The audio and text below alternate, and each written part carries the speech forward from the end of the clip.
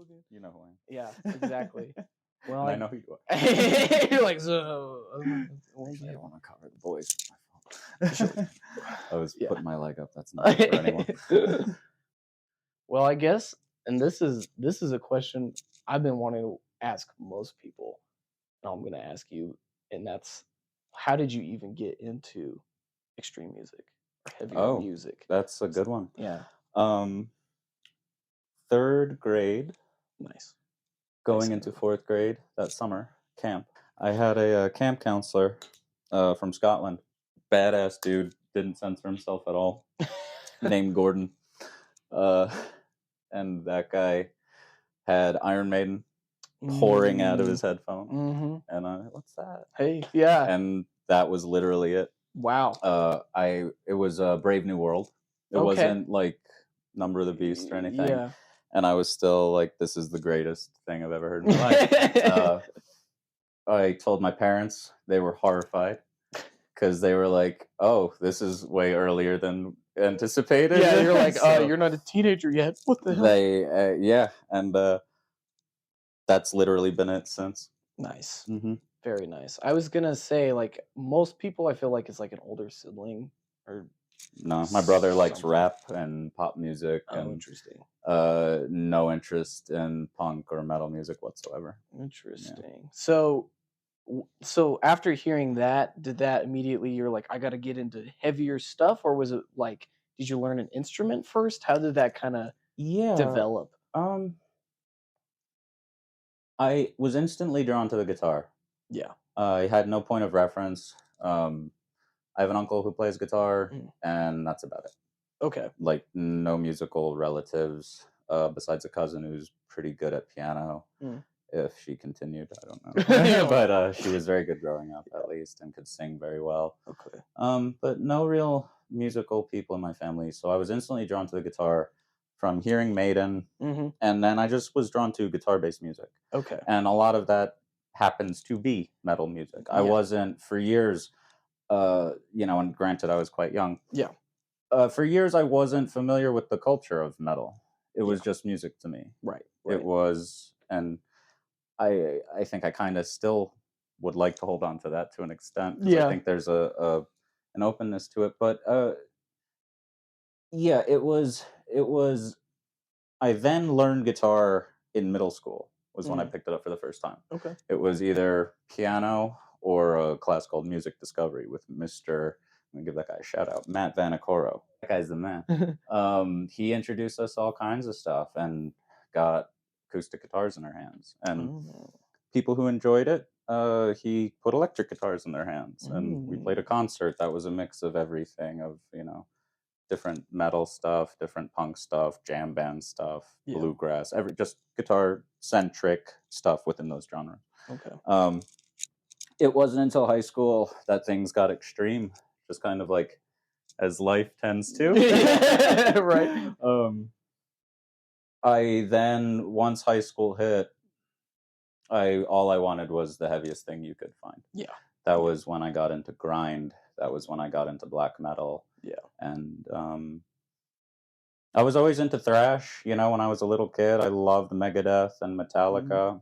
I got super into power metal. Stratovarius, Sonata Arctica, Children of Bodom type crossover stuff. Yeah. Again, really guitar-centric, heavy, cool shit.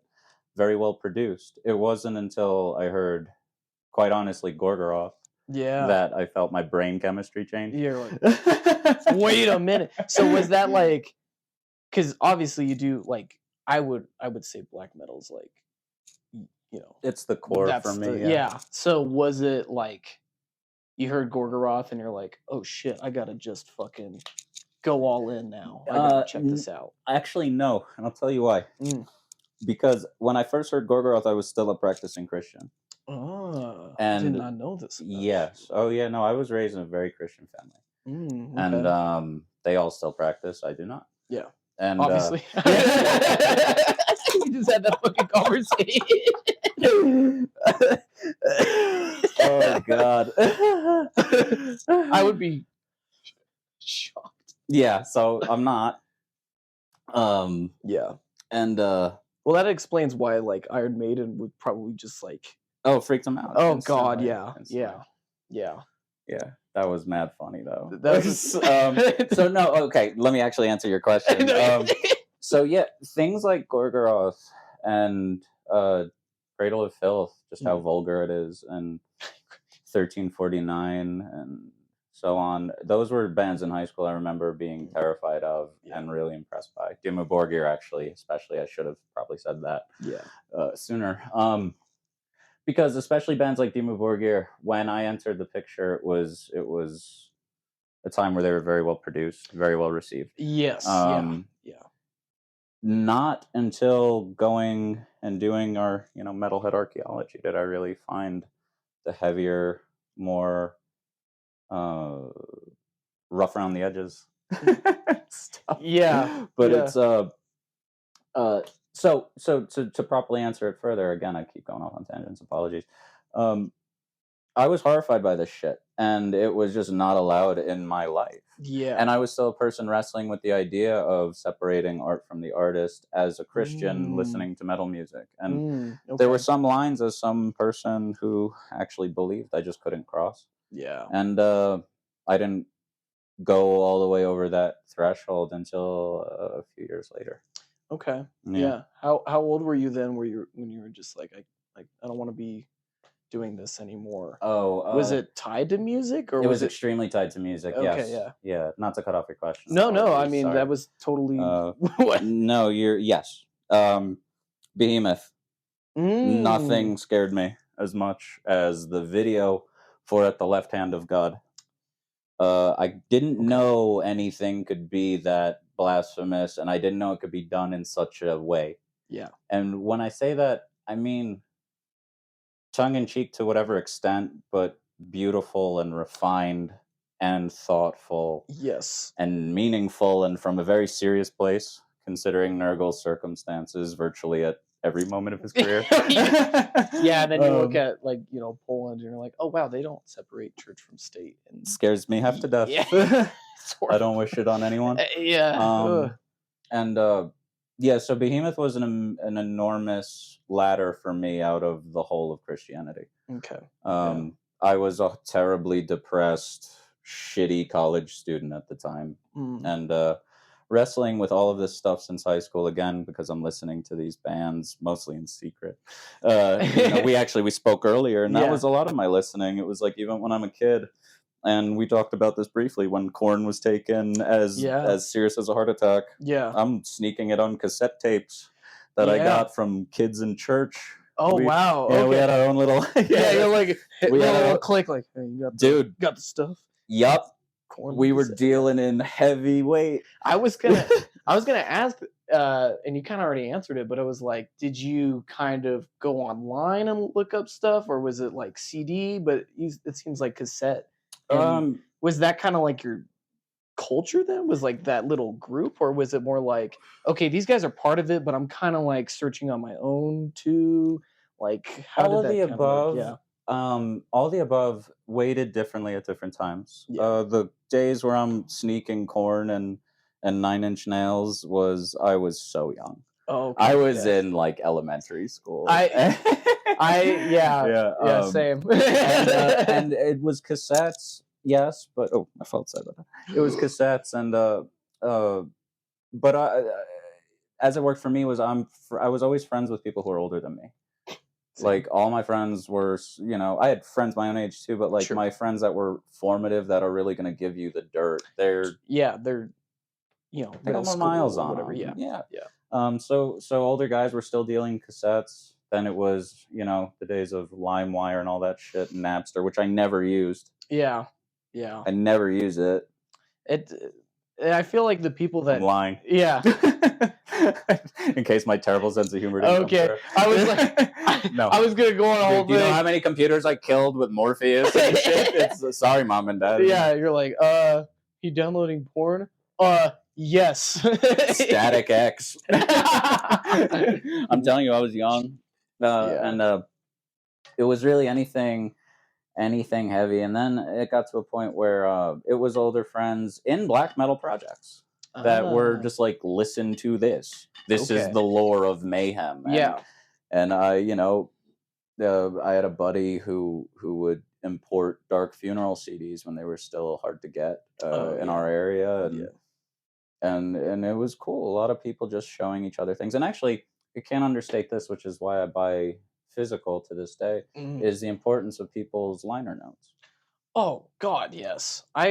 Shit. I need to reread because I only got like halfway through it, but it was Exhum's All Guts, No Glory, or maybe it was Necrockers. I don't know. But I was like reading through it. I'm like, what the like? I didn't know any of this shit. Like the reunion album was like learning all kinds of stuff. Like, and it could be down to just a picture of a flyer, and you go, well, who's okay? I know Possessed, I know Death. Who's Tiamat? Yeah. Okay. And then you look them up. Yeah. It's just that simple. You know what I mean? Yeah. And now you're a fan of Tiamat. Right. And that was a big thing for me. Literature, different publications online as I matured through college. To kind of segue back to the chronology of things as you asked it. When Behemoth entered the picture, everything changed. Yeah. Because again, for me, it was a testament of courage in a thing that was so forbidden to me spiritually and psychologically. And I just was tired of living with the dead weight of Christianity. Felt like shit. Yeah. I hate it. I bet. I didn't like living it. I was a Bible reader. I was a person who went to church multiple times a week for massive portions of his life. And relatives involved to great extents. And that's their prerogative. It's a free country. I hate everything about it. I wasn't raised in that environment. So I feel super lucky because I mean, even like, because most people I feel like that do like metal music or extreme music or whatever, most of their parents are not into it or they don't support it. I'm pretty lucky. Well, and it's cool. It's shocking. So, but there's not one pathway to paradise. It's everyone's convergence on the point is as legitimate as anyone else's. What new, old? I don't like gatekeeping. Yeah, I don't think it's a healthy practice because it could have killed many great things, and maybe it did. Maybe there were people who succumbed to the pressure, and we didn't get to hear their work because of it, and that fucking sucks. That kind of, in a way, segues to like how did you get to the point where you're like, I need to make this now? Like what? Hexsiren specifically, or to play music? Well, I mean, definitely getting to the point of Hexsiren, but you were in a few bands beforehand. Yeah, I played with people. Nothing that ever materialized as it should have. So okay, fair question. Yeah. For sure, dude. I always loved the idea of playing in bands. I loved bands. Black metal with some of its more intense figures showed me the presence of one-man metal. Yeah. And I'm impressed by that because it's the sort of thing where I never really thought of that. Yeah. To make something that doesn't sound like producer-based music that sounds like a band. Yeah.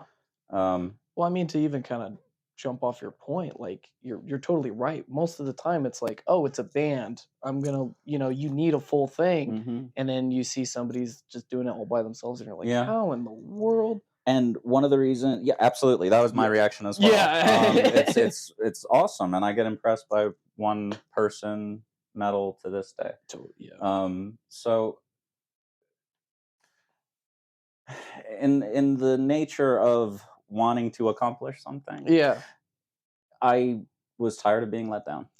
Oh, so I feel you there. And I'm not looking to say that as though I'm in some like lofty position. Yeah.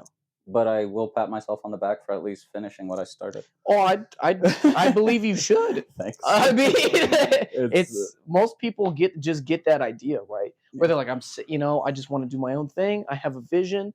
I know what I want, and that's as far as they go. Like even going as far as you have is pretty sick. I appreciate that. Yeah, you're not wrong. Yeah, when did Hexsiren start then? Because did it start when you moved? 2 years ago? Okay, so it's relatively new. Because right up until COVID, I was, and I'm not going to name names, just so I don't need to start anything, but Right. I was working with people that had everything lined up. Yeah. Full, like an EP, the length of a set, Yep. Yeah. ready, like fine sounding demos. Mhm. Wanted to re-record everything. Fair enough. We're ready to do so. Yeah. And then it turned into the creative control wanted to delete everything and start from scratch. And I'm like, so all this rehearsal, all of All this this practice, work. everything, we're just, and for what? And I'm Yeah. like, so, and also, where's the reassurance that this isn't going to happen again? Mhm. So I Yep. wasn't interested in that. Yeah. I'm still not. And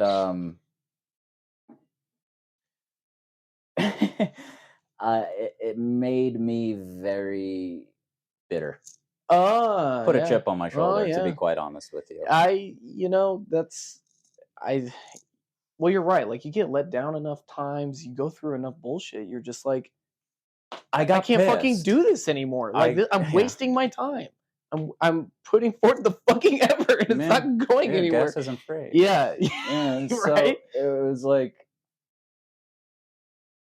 Hexsiren came from a lot of anger and disappointment, and I wanted to empower myself to do everything I felt was necessary, hence the name of the first record. Totally. Yeah. Also, leading up to it was a year plus of just learning how to use a DAW to some semblance of Dude, quality. That's, like, I more didn't know than what half the of it. fuck I was doing. It's kinda And hard. I asked if I could say fuck, and that was allowed. So everyone calm down. You're like, "I'm gonna save every word now."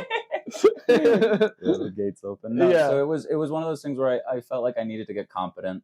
Yeah. So I worked on a project that was not Hexsiren. That Mhm. was just a fly by the seat of my pants, whatever I wanted to write. Because I didn't know how to write songs. Yeah. I knew how to play music. I knew how to be in bands. I knew how to learn other people's songs. Mm. I was not a good songwriter. Yeah. And to anyone, whatever my opinion's worth, if you want to get good at anything, do that thing. And I wrote a bunch of bad songs. Yeah. Oh, yeah. So so there's just like a lot of bad songs. And then I started Hexsiren the moment I was like, wait, okay, I think I know how to write a song. Yeah. So I can Yes. like not leave this to the bowels of the internet to devour and hide from me. Yeah. It was like, I actually care about this and I'm going to do this properly. And that's where Hexsiren was born. And also out of the frustration of COVID and, you know, a lot of transitions in life. And so on. I mean, that's 100% taking, like, I would argue multiple negative situations, like being let down from these bands in COVID and just being like, okay, I'm gonna make this positive. I'm gonna put something fucking awesome into the world and not just be upset. Well, I appreciate that, and I have to tell you, that is why I like what I like. Yeah. I don't like defeatist artwork. I don't mind if it's morbid or you know, DSBM, whatever the fuck that means. Like, Yeah. kudos to all those bands and stuff, but if you're not giving your audience something strong at the end of the day, I think you're hurting them. Yeah. Even if it's the darkest thing with which to identify so as not to feel alone and to feel empowerment through that. I think that's beautiful and legitimate, but that has to be there if it's leaving you feeling open and wounded in a certain way. Yeah. Again, Behemoth, huge, but I don't want to go too much further into this conversation without mentioning the most important to me, which is Watain. Yeah. The most. For those who are curious. To the death. How did Watain come up? Was it Behemoth? Yeah, it was Behemoth. Yeah. That was the They came to the States with Behemoth. Oh, okay. And what year was that? That was 2012. Okay. I want to say maybe the end of 2011, 2012, somewhere around there. Yeah. I was just out of college. I went to college in Maryland. Okay. And I was in a band there, like kind of a. I know your favorite cup of tea is Swedish Mellow Death, right? That's your It was very inspired by the Gothenburg Göteborg sound. And with all that said, it was just people to play with that were cool. I'm very keen on the bass player of that band, Josh. Great guy. Nice. And that guy was a Christian as well. And so I wasn't. I was just out of the pool. He Right. still was. right. And I keep fucking touching the law. I'm No, so it's all sorry. good. You're all good. I'm a mess. It's the first interview, man. Just I mean, Jesus. 2 years, we'll do a redux. Oh, please. Yeah, if I'm still here. But so this dude was horrified by Watain. He believed every salacious word, every headline. He was a very hyperbolic Christian literalist. Yeah. Oh wow. Okay. Oh, this guy believed in demons and the catching them on floods and the the Nephilim. Yeah. And he was down for the count. This oh fucking wow. idiot. Oh wow. So Very few people like that. oh, dude, it was a special case. And with all that said, stellar guitar player. Yeah. He was so good at he's like this one. He almost make you believe if you're tired enough. He was really good at guitar. Yeah. Good songwriter too. Gotta give credit where it's due. Broken clock, as they say. So every word out of everyone I met was "Don't go see Behemoth. Don't go see Behemoth." It was after a bunch of bullshit. So Yeah. I went to see Behemoth, and Watain were there, and I had already seen Behemoth before, and they were brilliant as always. Yeah. But Watain, I don't think I've ever been so injured at a concert in my life. Oh my. Yeah. You just like feeling it. You were just. And so was everyone else, and everyone was letting everyone know. I never heard a note. I never heard like before the show. I never heard a note. Yeah. And then your consciousness disappeared. Oh, after the set, it was like I could recall every song. Wow. It was unbelievable. Cool. A buddy of mine, I went with a pal, battle buddy, and he got his shit rocked. His shirt was ripped from here to here. Oh, fuck. Complete, like wow. Just, and he had to, it was gone. Oh, yeah. Yeah, you can't really, it's not really a fixable. No. I got punched in the face extremely hard. I got a bloody nose. Yeah. Then I was wearing a Behemoth shirt that fucking kill me now wasn't red or black. Oh, so that had blood stains all over it. It was like a gray scale, kind of like charcoal joint. Yes. Yeah. And I'm not like trying to sound edgy or anything because I'm not a pit guy. You've been to how many concerts with me? I don't give a fuck about any of that. I wasn't even looking for it. It came to us. Dude, that's what happens. I never witnessed an audience like that. And I had been to all kinds of deathcore shows and death metal shows where people are, and hardcore shows, just strict hardcore classics where people are just kicking the shit out of each other. But there was an energy and a presence to attain. So that was the first thing for them was my appeal for them was very visceral. And it wasn't until I picked up a record, which was like the next day. Oh, God, that I was like, wow, this is incredibly thoughtful shit.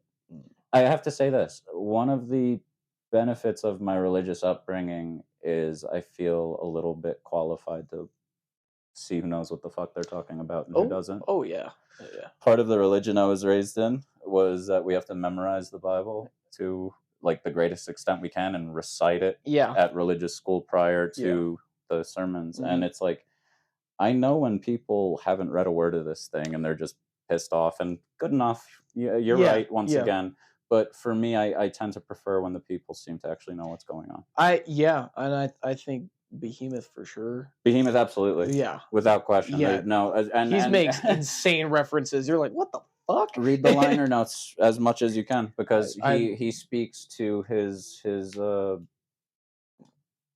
read the liner notes. Yeah. I don't want to say too much or too little or say it incorrectly. The problem is that I always listen to CDs in my car, and like when it's the red light, that's when I start reading. Please don't read the liner notes in the car. Yeah, no, it's fucking stupid. I'm begging you not to read the liner notes in the car because I'll just be like reading this. No liner notes in the car. Read the liner notes, not in the car. Yeah, no, it's but yeah, no, that Nurgle means it. Eric Danielson means it, and I'm just isolating them as the figureheads of the band. Totally. But everyone who's involved is brilliant, and mean what they're saying. And again, we're dealing with the most extreme musical art form outside of certain avant-garde stuff where it's literally just like people bleeding on the Yeah, or synthesizers, getting you know. So beat up and shit. Yeah. yeah. Yeah, So where it's still a song, um, and nobody's perfect. yeah. And I don't espouse to be wholesale with anyone I've named, and I'm not going to isolate anyone I've named to make that point. But I want to emphasize too that I don't expect anyone to be wholesale with me, Yeah. and I don't think we should be, Well, yeah. and I don't think it's required, but I think it should be said. I 100% agree. I mean, it's just like you put something out there. This is me. This is Mhm. what my thing is, and anybody can interpret that any way that Yeah, they want. That's sure. entirely up to For them. sure, But for it's sure. like, yeah, let me just, I think it's a good idea to just be like, hey, this is where I'm coming from. This is why. This is Mhm. what's up. So Yeah. and Yeah, so and then it just proliferated into loving the work. yeah, As far as black metal is concerned, period. Warts and all. I love its story. I love who makes it across the globe. I don't have any specific allegiance to the European black metal bands, yeah, even though the dialogue has been weighed heavy on them. But overweight if you ask me. I mean, it is, but in part for good reason. But I will say this: they've gotten their flowers. Let's put them elsewhere. Let's Yeah. start talking about South American and Canadian and Yes, Japanese and so that's on. No, kind I of where agree. I'm I at. agree with Yeah, that. No, that's yeah. So yeah. obviously you're in a band I am. that's not solo black metal. No. It's tech death. Am I wrong? No. It is a black metal band. Oh, it is. Oh, shit. No, Okay. you're good. You're good. Yeah. I'm in Ashes for the Mute. I guess I assumed that just because the people involved. I'm like, yeah, Fair assumption. yeah. Well, that okay, great. Okay, that's so funny. I never actually made that Yeah. realization myself. You just made it for me. Yeah. So okay, let me. So yeah, Ashes for the Mute. Yes. Jacob Saint Amand, Spy. I apologize. I don't know your last name, brother. And Rick Blundo Okay, yeah. of Obscene Worship. Shout out the man. I met Rick at a show, seeing who was it? I think it was Cloak and Oh. Helleborus, and I want to maybe Uada and some suicidal black metal band, Ghost Bath. Is that a band? Oh yes, Okay, yeah. I think okay. you were telling me. Yeah, I met about Rick that there. Oh, okay. And we yeah. chopped it up. Turns out we're from the same county. No way, really? We used to shop at the same Guitar Center. Oh shit! It never crossed paths. Just insane. That is you know, because small world stuff. I'm from New York. Yeah, I was gonna say like the chances of you guys converging here. Westchester, New York. We is both shopped at the shocking. same Guitar Center in Larchmont. Wow. Well, that's cool. So you obviously have that. Is that how you kind of got to get? Instantly. Yeah. Oh god. I bet. Instantly. Yeah. It's like when it's like when two like dogs meet at a park and it's like, are they from the same breeder? Yeah. It was instant. And Yeah. it was kind of that way with Spy as well, because he's from the Bronx and that's Oh, where okay. my father's from. Yeah. And Jacob is just a fucking awesome dude. He's a Georgia fellow, so it's just like he's got a cool like mentality all his own that I'm not used to. And Yeah. just coming from the culture of black metal and the work, that guy is as real deal as it gets. Not that I'm anyone to judge, but just as a fan of the art form, Yeah, you're like, I would listen to his work if I had nothing to do with it. He's awesome. That kind of transitions to like, how did you get involved? Was it something that was already kind of in the works and you came on, or was it like you developed it with them? How did that kind of work out? So it was already in the works. They've played shows before with a different lineup in the past. Very brief tenure, if I'm not mistaken. Yeah, I was gonna say his name. Yeah. Very brief. The personnel involved, it's all busy people. So these things happen. I think COVID had something to do with, moving parts in a dramatic way. Yeah. As it did with a lot of things. Certainly did. So I met Rick and I told him that, I was, looking to branch out from being a one-man studio project. Yeah. Just get on a stage again, see Yeah. how that feels. Yeah. And he gave me the opportunity, presented me to the guys. He was very complimentary of Hexsiren, listened to the material, and thought I'd be able to play the Ashes for the Mute material. And it was pretty cool. I like how they tried me out. It was, here's an EP. Yeah. here's a day. Oh, God. Yeah, figure it out. Learn it. Oh, Jesus. Yeah. So no, but it's great. I have an intimate knowledge of the set list now because Okay, I good. learned everything by ear. Yeah. Oh, wow. Yeah. That's hard to do, man. At least to me, who doesn't Yeah. play a fucking I instrument. mean, I love doing it that way. Yeah. I read music and so on and so forth, but it's I don't know.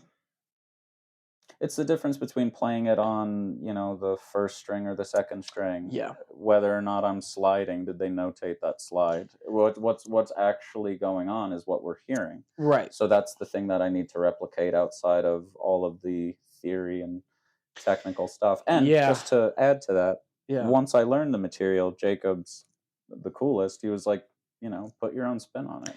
Well, yeah, I was gonna say, like, I mean, every musician plays differently. Yeah. Just naturally. Yeah. But yeah, that's kind of nice that they were like, okay, you had the structure down, like make it Frank. Yeah, they're very kind to do that, and they're amazing.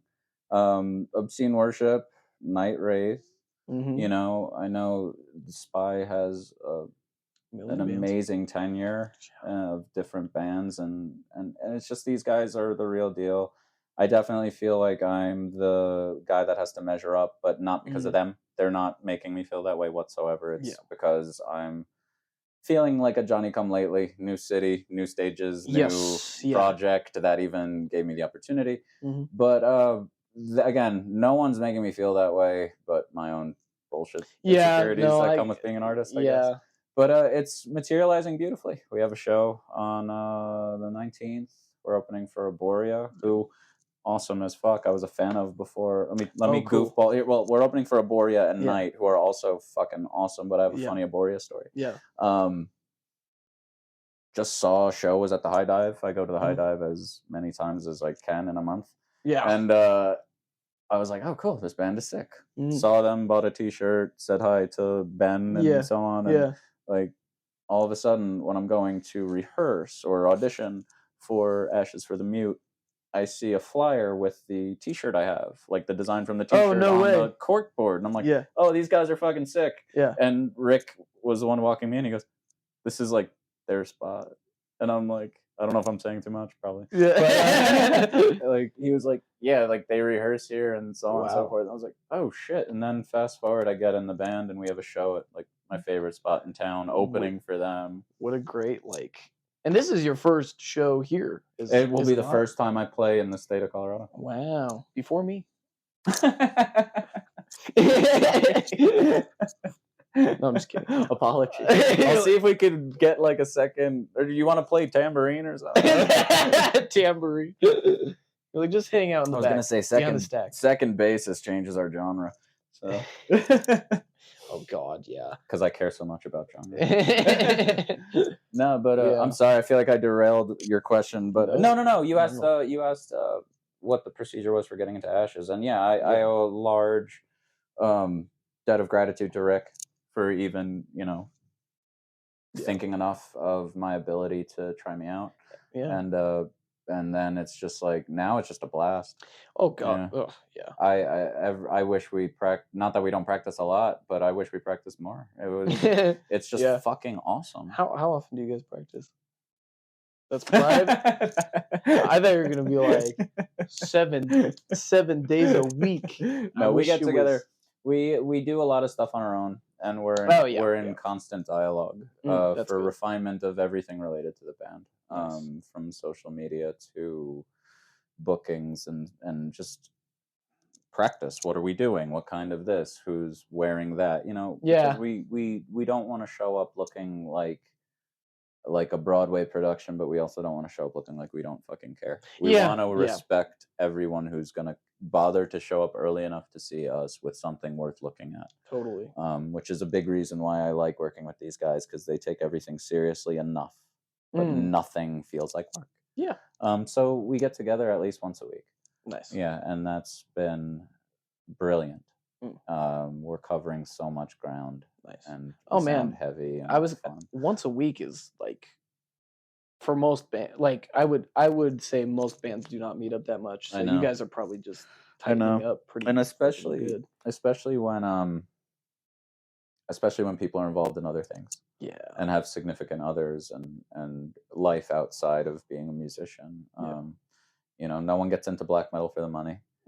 So we're all doing this because we give a shit. I kind of wanted to wrap it up. Sure. And just kind of wrap it up with like talking about with Hexsiren. Sure. And with Ashes for the Mute. Or is it Ashes of the Mute? 4. Okay, I was right the first time. You're totally fair. I had that problem for the first couple weeks. And I was like, well, you know what? It's a good thing I know the songs, because people are gonna like ask me to play the songs, not recite the name on stage. You know what I mean? Yeah. Like, and again, funny you asked that, because I knew a dude in Brooklyn who was in, like, he was a drummer, a really good punk grindcore drummer. Oh, okay. Yeah. Max Quinn. And he was in like a zillion bands, and every drummer, and like dude could hardly keep track of it, and it's like, who's gonna blame him and who's gonna complain? He's doing the job brilliantly. Yeah. Fuck. It's like I forget my own song titles. And and it's like this thing that I care so deeply about, that I put all this time and effort into, you know, go through the procedure of creating it and caring enough to release it. Yeah. It's like the moment I'm done, because we've talked about this before, I don't particularly like playing guitar. Yeah. It's out of my head. Yeah. I'll play a song and record it and out the window. Yeah. Oh yeah. But for the band, I could play those songs in my sleep. Nice. That's kind of how you have completely different thing. Yeah. Well, I was gonna say, you guys are hopefully doing more shows, I imagine. Oh yeah. Is that your focus? Mm-hmm. Are you guys thinking about recording music? Is that too far out? It's all the above, brother. Okay, it's sick. Working on new material, refining the EP. Nice. I believe we're gonna have at least one single from that EP ready before the show. Oh, cool. Yeah, that'll be sick. Let me see. Yeah. So, but yeah, we want to book as much as possible. We want to be active. Yeah. Everyone else's band is totally cool with everyone being active with other things. Yeah, I mean, we even saw that show the other night, and there was how great was that? Similar. Show? Oh, it was incredible. But that was such a great night. Similar. I mean, you know, Night Wraith, Teratanthropos, Obscene Worship, and Necropanther. Dude, so, Necropanther. What a great night! It was awesome. Yeah. And then you're doing a collaboration. Two collaborations. Yeah, I wasn't sure if I could talk about this. We could talk about them. Yeah, so obviously, you're going to put out the first one. Is it coming soon? March 1st. March 1st? Okay, that is confirmed. Cool. And then you're working on, how many do you want to do? Do you have a set? Or are you just going to be like, you know what, I'm just going to do this until I'm sick of it? In terms of collaboration? Yes. Yeah. Sure. What day is it, to answer your question? It's tough. As a one-person thing, you have to motivate yourself and find motivations and put carrots at the end of sticks and so on, especially when Ashes for the Mute is such a wonderful project. I don't want Hexsiren to lose attention either. So to properly answer your question, I'm going to do as many as I can get people to collaborate with. I want to work with as many artists as possible. And can I get into who they're with? Oh, okay. Yeah. Whatever you're comfortable with. Yeah, no. I don't know. Yeah, because the first one is with Elias Addison. Yep. From Teratanthropos. That's right. I was about to say Cavitus because that's his other project. Oh yeah. But and but he would be like, oh, I don't know. I'm not going to speak for him. Sweetheart of a guy, awesome talent. Yes, he's a great guy. I saw them live playing with Obscene Worship. I think it was a launch for their tour. Oh, okay, and, it was awesome. It was just awesome. Yeah. And spoke to him at a show I believe you were at too, right? Oh, yeah. At the Crypt. Yes, that was the first time. Was that when you? Yeah. Okay, cool. Yeah. Yeah. So that was cool as hell. Got to speak with him, and he was very agreeable about, checking out my stuff, which is, I always feel like a douche to just be like as blunt as possible. And I'm like, hey, like I do a thing. I know you're in a legitimate band that plays shows and tours and stuff, and I'm a guy with a computer, but can you listen to this? I swear it's like tried. It's good. You know what I mean? Yeah. And it's like whenever anyone's nice to me about it, I'm like, yo, can I buy you dinner? Like, what do I? Like, I know, yeah. You're the best person in the world. Yeah. So then it's like, you gain confidence from. Once you do it once, you kind of feel like you've done it 1,000 times, but I still get that little bit of like, am I coming off weird? Does this person even want to fucking hear about me for a second? But in fairness, I wish to make it about us with collaborations, and I want people to sound like themselves and do their thing. Totally. And that's why I want to work with them. Well, I mean, you've sent me the demos and stuff, and I mean, to me, it doesn't sound like, oh, here's Frank's thing, and then this other thing is trying to like be on top of it. Cool. I mean, it They sound works like together. songs. It's Good. symbiotic, like it's not like I can't even think of a good example, but sometimes you get something where it's like they throw somebody on there and it's like this doesn't sound like this song is playing to the strengths of the featured person. Sure. And I don't think you run into that problem at all. Thank you so much. I appreciate that. Well, I have to tell you, when I work with people, I ask them what their inspirations are. Yeah. And then I listen to them. Oh, okay. Interesting. Where are they coming from? That's a good, that's a great idea. Thanks. That kind of goes full circle a little bit, because I mean, I didn't know all that stuff about, especially like music and how it kind of, I mean, obviously music affects everybody personally. Sure. But I feel like it was more transformative certainly than I had previously Oh, thought. dude, So the guitar as well. Yeah. I was gonna run away from home. Yeah. Straight up. I was a reckless young man, and I told my folks, I was like, I'm probably just gonna like go to school one day and like just not come back. Deuces. Yeah. And they're like, what can we do to make it worth your while? Essentially, it was like, we'll get you a guitar and you could keep it, like if you get on honor roll and shit. So they bribed me with academia. Yeah. So that was typical parent thing to do. I got hustled to death. Yeah. I graduated college because I played the fucking guitar. Like, that's like, if you want to distill it, you know what I mean? So it's like very transformative. And I know, like you said, it's personal for everybody, and everyone's entry point is different. So I wanted to know, like, I have assumptions, but then the conversation's usually just like, I want to know what their motivation is for their band, for their craft specifically, favorite bands, gun to your head, name them, Yeah. You're like, I'm curious about that shit, because I think it's quite telling. Yeah. And I want to write something, like you said, that doesn't just seem like it's a gross overlay of incongruent parts. The second feature is with Ross Taylor Murphy from Eagle Wing. Yeah. Which and I quite enjoy. There's a few reasons why I like that more. It's a personal bias. Sure. I mean, honestly, the way that materialized was very much the same. Yeah. And just to give you some behind the scenes, the chronology of those is flipped. Oh, really? Yeah. Wow. Yeah, the chronology of those is flipped, and the reason why the release dates are such is because I have no comfort or point of reference mixing clean singing vocals, especially clean singing vocals of that quality. Yeah.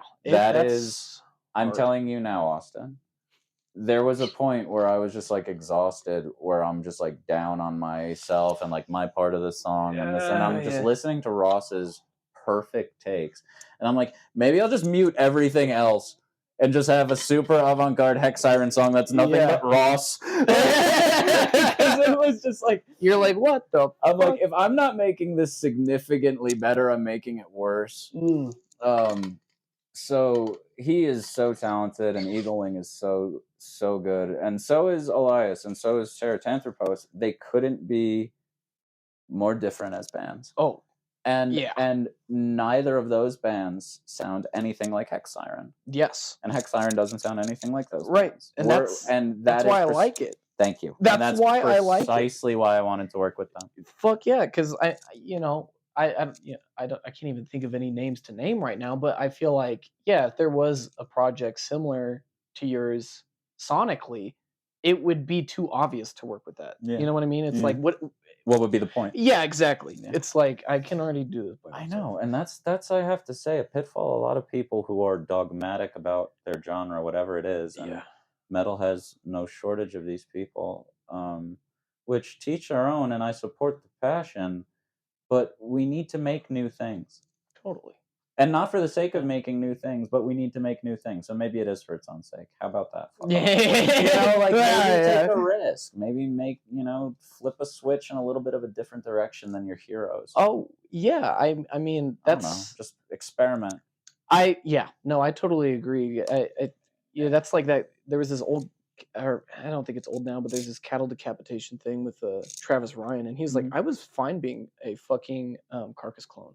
It's like I was fine with that, and it's like obviously they're not, but it was just They're really not. Yeah, it's like, but I'm assuming that the musicians in the band were like, I don't want to do this anymore. Yeah, and I don't want to be a I Carcass like clone. cattle decapitation quite a bit, and I respect Travis, and he's enormously skilled. But Yeah. I don't personally understand that sentiment. Me either. I mean, and look, maybe it's to my own detriment, because I will say this: a lot of the horrible songs I made were predicated, and I will be the first to admit they're shit. Yeah. Like, not I stand by everything Hexsiren related. Yeah. But virtually every piece of music I've released before then, ugh. That's how it. Yeah. The reason, no, you're fine. The reason for the cringing is self-induced, though, because I was oftentimes going way too far off the plot and just not making any sense. It's a little easy to do, to be honest. Yeah, and I think I misunderstood the proper. Look, this is what it was I was doing it backwards. In all sincerity, I was acting as though I knew how to make a song, and I was like, I'm entitled enough to make songs weird. It's like, the fuck I am. Maybe write something coherent first, and then act like you know what experimentation is, because I was falling into the trap of like, make it weird it up, and it's like, that's not the same thing. It doesn't really drive home a point, because I will say this: we've been speaking in really technical terms, which is totally fine and fair, and can be done eternally, and will be. But from a more ambiguous kind of artsy, for lack of a better word, there has to be a feeling and a fucking point. Oh, yeah. Otherwise, what's the point? Yeah. You can play, you can play fucking perfect notes all day, every day, if you know what to do. But it's like, if you don't give a shit about it. If you have the time to practice, you can be really clean. Oh, yeah. And that's a beautiful thing in its own right, for sure. But for me, what I truly gravitate towards, fidelity be damned at the expense of a point and something that I care about. Yeah. And it's a subjective thing. Totally. Fine. I don't care. That's one of the things, too. To all those that may not agree with the point I'm about to make, liberate yourselves. Stop caring about what other people fucking listen to. Yeah. And I feel like a douche, because I've taken this long to mention this name. L Laser. Yes. Does my cover artwork. Yes. Does photos. He's a cool dude. He is the coolest. He's gonna hate what I'm about to say. Hexsiren doesn't exist without L Laser, so I actually really do feel like a dick for not bringing him up. I'm Darth Vader. He's Lord Sidious. Excellent. That guy is a mind and a heart and a soul for what the fuck we're doing. Yeah. And bro and I hardly agree on bands sometimes. and I can't poke a hole in a single one of his points. Yeah. And as much as we've had disagreements about bands, he has turned me on to some of my most preferred things. Yeah. And just histories and culture and aesthetics and approaches. I send him my demos. I want his opinion on my demos. Dude doesn't really care to play in recent years, but I give a fuck about his opinion that much. Reason I bring him up and the reason I bring all this up is because that guy is heart and he is soul and he is also technical, but he's never lost the sense that I think a lot of us have, where we care too much about what other people are doing. All of it, throw the rest of it away. Like, it's all there. It's all good. We all have this subjective thing where we all can stand on different pillars facing each other. It doesn't have to be this thing where we're like the elitism is so tired, especially when we want to act like we're not just like, because it's like, how often, and I know there's a crossover, especially in recent years, but I'm a little bit older, so to speak, but like we were bullied for listening to this shit. Yeah. We were called goths and picked on, and it's like we're just Yeah. metalheads, and we got nothing against goths anyway. What's wrong with them? Like, Depeche Mode's cool. I like Right. Robert Smith. What's your fucking problem? Yeah. You know, Yeah. it's like so. Yeah. So with all that said, it was like we're picked on and stuff, and it was mostly by the jocks. Like I again, older friends. I'm sitting in a parking lot at my high school smoking cigarettes with my friends, listening to fucking Pantera and fucking Testament. Yeah. And it was lacrosse team guys, football team guys giving us shit. Yeah. Why? Yeah. Specifically for that. Yes. So it's like, and all of a sudden we're gonna turn into like jockey bullies giving each other noogies over like listening to Holder. Yeah. It's like, the fuck is your problem? It's good music. Like, just listen to it or don't. Yeah. If you don't like it, don't fucking listen to it. Yeah. I know I've been terrible at that. Me too. Yeah, of like, course. but That's the reason I could say it is because I went through the bullshit of doing it wrong. Yeah, absolutely. totally. I'm not coming from any lofty position on this. I did it wrong for more time than I've been alive. Yeah, fucking same. Yeah, 100%. I'll easily admit that flaw in my character, because I do believe that I'm working on it. Yeah, same. Yeah. Not to cut you off, apologies, but it's one of those things that I really think that also outside of just making the room better to be in and not tense for no reason, I think it's better for us. Yeah. It's better for us individually, and it's better for the collective us of metalheads. And it's just like, cool. Like, your favorite band is Metallica. Mine isn't. Okay. Look at what happened. Like, holy shit. Yeah, well. And then, you realize that the less mature approach, which again, we both admit to succumbing to in the past, is one of those things that is often why and how dialogue starts for metal when we can be talking about way better things. Yeah. Like how to get bands more reach, how to be maybe culturally significant in a way that we weren't previously because we were looked at in a goofy way where we're a little bit more this, that, and the other thing. In terms of reach, people are at least able to listen to us. They're able to see our play. They're able to see the musicianship. It's not just the pageantry that record labels wanted to show or the marketing that was done in the 80s. It's a thing that is in the hands of the creators. Totally. Also, especially now, and we gotta, and so we should be so see how we just went off on that tangent for 2 seconds. Yeah, we should be doing that instead of just like everyone motherfucking their whatever. You know what I mean? Yeah. And that's another thing. It's like, local guys, we got to stop beating each other up. Oh, that's 100% where I want to do this. That drives you know what I mean? Me crazy. Yeah, we got to stop beating each other up. No, unless you're like a fucking Nazi, right? And an actual one. Yeah. Let's not start. Working and torching too quickly. Fucking, I know. But I'm getting tense, so I'm cracking. I'm sorry. It drives me nuts, and I want to remain cogent. This is 100% why I wanted to do this, because I was like, you know what? I'm not really doing anything musical right now. I'm sick of doing fucking shitty album reviews. Like, I want to just like actually try and do something cool for Denver-based artists. And it most certainly is, and I love that you're doing this, and I appreciate it very much. Yeah. But to say that you're not, I don't know what you want to talk about, but to say that you're not doing anything musically, I think is inaccurate. I guess that's true. But maybe they'll see. But you know what I mean? Yeah. But don't sell yourself short either. Yeah. And also remind yourself of your age. Yeah, that's true. I have to do that a fucking lot. You're around us geezers all the time. Cut yourself some fucking slack. Yeah, I do like how diverse the scene is. Isn't it great? Do. Yeah, like the age, gender. Who gives a shit? Oh, that's great. We're all people. Yeah, no, I really love it. Yeah, I don't care for anything that's going to separate us.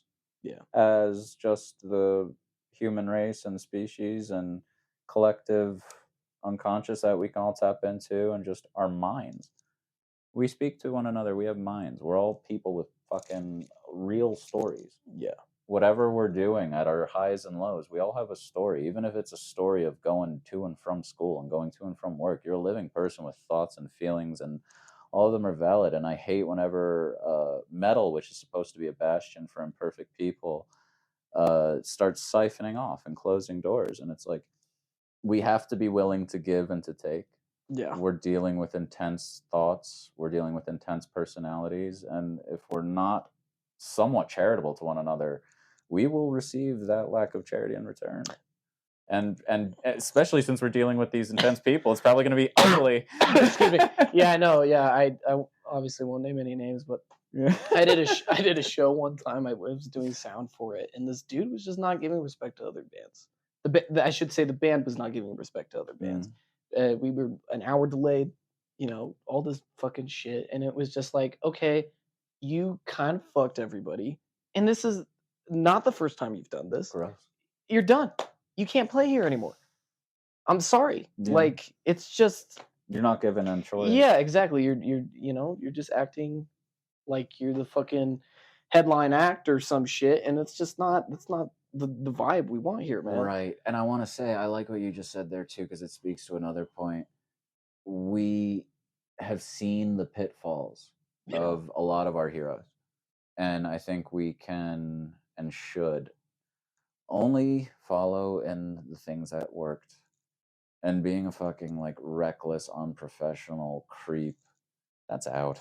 That's And for even those that worked in like in the really decadent 80s days of yore, so to speak. It's like all of that's coming back to bite these dudes in the ass. Whether it's like some scandal or a health thing or finances being fucked because they bought a giant house, they wanted to live next to a basketball player or a football player. It's like you do realize like what we do, as much as I love it, gone with the wind as we open the window. Yeah. We need to treat it as delicate as that, and let's encourage metal people to care about their finances. That's a bit like people don't do that. They don't even talk. They're just about like whatever. I'll just fucking. And again, it's like buy my merch, but at the same time, like put some money away. Oh, what the fuck? Like we don't need to pretend that this is a thing that is reserved for rich people simply because the scale is out of our reach. We're regular people with regular lives, and if we just scale down certain behaviors and integrate it into the culture, everything would be better. No, you're right. I mean, people are just like kind of focusing on like the heyday, and it's like I'm not talking about the heyday. I'm talking about right fucking now. Dude. We're here now. It's different. It's very different. It's very different. It's different from when I was in college. It's different from college was different to high school. It's like I think some things should remain in some capacities, but I'm also no one to say that. And if it changes, it changes. Yeah. Because this is another thing. One of my ruminations on the topic. I love being able to throw that word in. We hold metal really dear. Yeah. But instead of holding it, I think we tend to squeeze it. Yes. That's a great way of putting it. And bro, it's like we're compressing its bones, its blood's not flowing, and this is the craziest part. Yeah. Hardly ours to hold. Definitely not ours to squeeze. Yes. Yeah. We are finite. We show up. We ride the train of whatever the thing is that we ride in this life. Family or a more conventional profession or a less extreme art form, whatever it is, we're all just passengers to this shit. Metal's not special.